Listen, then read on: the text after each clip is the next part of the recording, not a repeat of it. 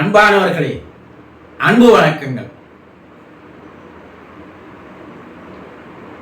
இலங்கையிலிருந்து ஒரு பெண்மணி நேற்று என்னோடு தொலைபேசியில் தொடர்பு கொண்டு பேசினார்கள். அவர்களுடைய கணவர் இறந்து 5 மாதங்கள் ஆகிறது. நான் அவர் கல்லறைக்கு தினந்தோறும் சென்று வருகிறேன். என்னை அவர் புரிந்து கொண்டாரா, இல்லை என்னால் அவரை புரிந்து கொள்ள முடியவில்லையா, என் மனம் ஒரு நிலையில்லாது இருக்கிறது. குருஜி, இதற்கு ஒரு விளக்கம் தாருங்கள் என்று அவர் கேட்டிருந்தார். முதல்ல நீங்க ஒன்று தெளிவா தெரிஞ்சுக்கணும். இந்த தெளிவு இல்லாத காரணத்தினால்தான் நம்ம என்ன செய்யறோம்னா, இந்த குழப்பத்திலும் இந்த வேதனையிலும் நாம் விழுந்து விடுகிறோம். நம்ம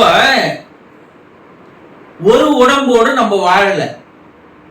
அது பல பேருக்கு முன்னும் தெரிஞ்சிக்கல. அதை தெரிஞ்சுக்கணும்ன்ற ஒரு ஆர்வமும் யாருக்கும் இல்லை. இந்த உடம்பு மட்டும்தான் நாம் நினைக்கிறோம். இதற்கு அன்னமய கோஷம்னு பேரு. கோஷம்னா உடம்பு.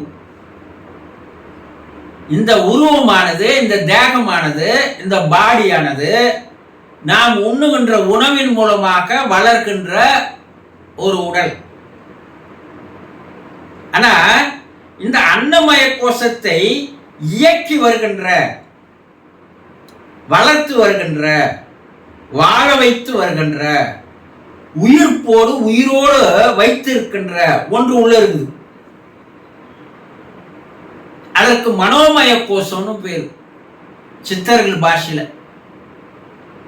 என்ன, மனம் என்ற ஒரு உடல் இருக்குது உள்ள. இந்த மனம் என்ற உடல் தான் இந்த மேல இருக்கிற தூள உடம்பை அன்னத்தால் உருவாகி அன்னத்தால் வளர்ந்து கொண்டிருக்கின்ற, உணவால் வளர்ந்து கொண்டிருக்கின்ற இந்த உருவத்தை இயக்குகிறது. பின்னாடி ஒரு டைரக்டர் இருக்கிறார். அவர் டைரக்டர் கிடையாது, அவர் அசிஸ்டன்ட் டைரக்டர். அந்த அசிஸ்டன்ட் டைரக்டர் தான் இது மேல இருக்கின்ற இந்த உடம்பை இயக்கிறார். மனம், உள்ளம், உள்ளுடம்பு என்று சொல்லுவார். மனோமய கோஷம் மன உடம்புன்னு சொல்லுவாங்க. இந்த மன உடம்பை இயக்குவது ஒண்ணு இருக்குது. அதுக்கு ஒரு டைரக்டர் இருக்கிறார், உள்ள இயக்குனர். அவர் தான் சீப். அவர் யாருன்னா உயிர், ஆன்மா, ஆத்மா, ஆவி, ஜீவன், பல பேர் வச்சு அழைக்கலாம். இந்த உயிர் தான் மனசை இயக்குது, இந்த மனம் தான் உடம்பு இயக்குது. இது 3 செஷன்ஸ் ஒண்ணா அடங்கின ஒரு உருவம் தான் மனிதன். இப்ப இறந்து போவது என்பது இந்த தூள உடல் மட்டும்தான். அது இனி பயன்படாது. யார் பயன்படாதுன்னு சொல்றது?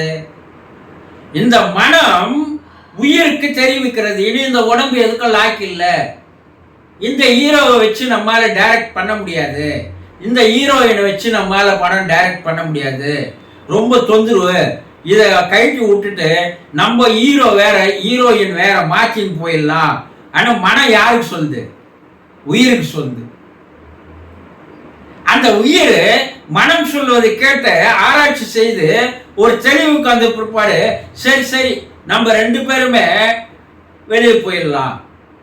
ஆனா இந்த உடம்பை விட்டு அது வெளியே போயிடுது. இப்ப எதுக்கும் யூஸ் இல்லாத ஒண்ணு இந்த தசையால, எலும்பால, ரத்தத்தால, நரம்பால உருவான இந்த உடம்பு என்ன ஆகி போச்சு? எதுக்கும் பயன்படாது. இப்ப அதை புதைக்கணும், இல்லை எரிக்கணும். ஆனா அந்த உடம்புக்குள்ள இருந்து வெளியே போச்சு பாரு, அந்த ஆன்ம உடல், த சோல் பாடி, அதற்கு அழிவு என்பது கிடையாது. பகவத்கீதையில கிருஷ்ண பகவான் மிக தெளிவாக கூறுகிறார். அத நீங்க அத ஆன்மீகம் ஸ்பிரிச்சுவல் நினைச்சீங்கன்னா அது ஸ்பிரிச்சுவல் போர்வையில மனிதனுடைய வாழ்க்கையினுடைய உண்மைகளை ரூபமாக எடுத்து கூறுகின்ற சைக்காலஜிக்கல் சப்ஜெக்ட். அது பெரிய பெரிய மனவியல் வல்லுநர்களும் கூறுறாங்க. என்ன அது பியூர் சைக்காலஜிக்கல் சப்ஜெக்ட் தான். மனிதர்களுக்காக தரப்பட்ட ஒரு மனோ தத்துவ நூல், சாதாரண நூல் இல்லை. அதை நம்ம ஆழ்ந்து படிக்கிறது இல்லை. அது படிக்காதவங்க நிறைய பேர் இருக்கிறான். நான் எந்துன்னு சொல்லிக்கிறான், ஆனா பகவத்கீதையை படிக்கிறதே இல்லை. அதுல கிருஷ்ண பகவான் இந்த ஆன்மாவுடைய உண்மையான இயல்புகளை சுரூபமாக சொல்றார். அந்த ஆன்ம உடல் என்பது அழிவு கிடையாது, அது நீடித்து வாழக்கூடியது. அது எப்ப அழிவு இருக்கும்? அப்ப அழிவே இல்லாத ஒரு பொருள் இருக்குதா? அதுக்கு அழிவு கிடையாது. ஆனா அது எங்கிருந்து சேர்ந்ததோ அங்கேயே போய் சேர்ந்துடும், சங்கம் ஆயிடும். இறைவன் கிட்ட இருந்து வந்தது அது இறைவன் கிட்டயே போய் சேர்ந்துடுச்சுன்னா அது இறைவனாகவே மாறிடுது. அது வரைக்கும் அதற்கு அழிவு கிடையாது. அது வரைக்கும் என்ன பண்ணுது? அந்த ஆன்ம உடலை மன உடலை என்ன பண்ணுதுன்னா இந்த சூக்கும உடல்னு சொல்லுவாங்க. அது ஆவி உடல். ஆவினா நீங்க பேய் நினைச்சுக்காதீங்க, அது கற்பனை இல்லை. ஆவி வேறு, பிசாசு வேறு. ஆவி உடல் அந்த சோல் பாடி என்ன பண்ணுதுன்னா உங்க கூட இத்தனை ஆண்டுகள் வாழ்ந்தது இல்லையா, உங்க மேல பாசம் வச்சது, அன்பு வச்சது, நேசம் வச்சது, பாராட்டியது, அரவணைத்தது, அது விட்டுடுமா உங்களை? ஒரு நாயே ஒரு 10 வருஷம் நம்ம வீட்டில் வளர்த்துட்டு தெத்திட்டா அந்த நாய் எங்கன்னா ஓடிடுமா? நன்றி விசுவாசம்னு ஒன்று இருக்குது இல்லை, அது திரும்பி திரும்பி எங்க நிற்கும்? நம்ம கிட்ட தான் நிற்கும். அது போல இந்த மனமும் ஆன்மாவும் சேர்ந்த இந்த 2 உடம்பு இருக்கு பாருங்க, அது வெளியே போனாலும் உங்களுடைய வீட்டை விட்டு உங்களை விட்டு அது வெளியே போவதில்லை. அது பல நாட்களுக்கு பல மாதங்களுக்கு உங்களோட தான் இருக்கும். இறந்த பிற்பாடு அந்த உடம்பு விட்டு அது வெளியேறின அடுத்த நிமிடமே அது தன்னுடைய தேகத்தின் மீது உடம்பின் மீது அது மேலே இருக்கிறது என்பதை இன்றைய ஆவி உலக ஆராய்ச்சிகளும் சரி, மருத்துவ உலகங்களும் சரி, இறந்து 10 நிமிடத்தில் மறுபடியும் உயிர் பழிச்சு வந்தவனும் சரி தெளிவா கூறுறான், நான் மேலே தான் இருந்தேன். ஒரு வெள்ளை உடலோடு நான் அங்க இருந்தேன். என் உடம்பு நானே கீழே பார்க்கிறேன். மருத்துவர்கள் என் உடம்ப அறுவை சிகிச்சை செய்யறத நான் பார்க்கிறேன். மருத்துவர்கள் இறந்துட்டாங்கன்னு நான் இறந்துட்டு தான் சொல்லிட்டு போயிட்டாங்க. ஆனா ஏதோ ஒரு சக்தி மறுபடியும் என்ன அந்த உடம்புல எடுத்துன்னு சேர்த்துது. அது வரைக்கும் நான் அங்க அந்த அறுவை சிகிச்சையின் அறைக்கு மேலேயே தான் நான் இருந்தேன். ஒருவருடைய மன உடலும் ஆன்ம உடலும் அந்த வீட்டிலேயே தான் இறந்து போனாலும் அந்த வீட்டிலேயே தான் அது வாழ்ந்து கொண்டிருக்கிறது.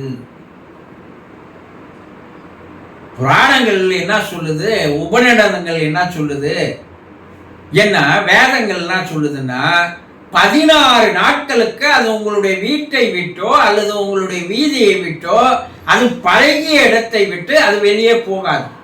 ஆனா நம்ம கண்ணுக்கு அது தெரியாது. அந்த ஸ்பிரிச்சுவல் பாடி ஆவி உடலானது உங்களோடவே தான், உங்க பின்னாடியே தான் வந்துன்னு இருக்கும். நீங்க எங்க போனாலும் அந்த குடும்பத்துல ஒரு 10 பேர் இருந்தா ஒரு கணவன் இறந்து போனா அந்த மனைவி பின்னாடி தான் சுற்றுவான், மனைவி இறந்து போனா கணவன் பின்னாடி தான் சுற்றுவாங்க, தாய் தந்தை இறந்து போனா அந்த பிள்ளைகள் பின்னாடி தான் சுற்றின்னு இருப்பாங்க. எதுக்காக? அந்த அன்பு அவர்களை விட்டு விலகி போக வைக்காது. அவங்களுக்கு ஏதாவது ஆயிடுமோன்ட்டு பின்னாடியே தான், எங்க போனாலும் பின்னாடியே தான் வருவாங்க. நம்ம கண்ணுக்கு அது தெரியாது. ஆனா அவர்கள் உங்களோடு தான் இருக்கிறார்கள். அவர்கள் தான் இறந்து போனது இனி இந்த தூள உடம்போடு வாழ்ந்த வாழ்க்கை இனி இல்லை, நமக்கு வேற ஒரு உடம்பு தேவை, அதனால இப்போ இந்த சூக்கும உடம்போடு இந்த ஆவி உடலோடு இவர்களோடு பல மாதங்கள் வாழ்ந்து பார்த்ததில் ஒரு திருப்தியோ ஒரு சந்தோஷமோ வாழ்ந்த போது இருந்த நிலை இப்ப இல்லை. அப்ப அவங்க பேசினா நீங்க பேசுனீங்க, அவங்க பார்த்தா நீங்க பார்த்தீங்க, அவங்களுடைய ஆசா பாசங்களை உங்ககிட்ட பங்கிட்டுக்கினாங்க, அவங்களுடைய துக்கங்களை பங்கிட்டுக்கினாங்க, கண்ணீரை பங்கிட்டுக்கினாங்க. ஆனா இப்போ பங்கிட்டுக்கிறார்கள், ஆனால் அதை நீங்க கேட்கல. அதற்கு பதில் ரியாக்ஷன் உங்ககிட்ட இருந்து அவங்களுக்கு போல. ஒன் சைடு ஆக்டிவிட்டியா இருக்குது.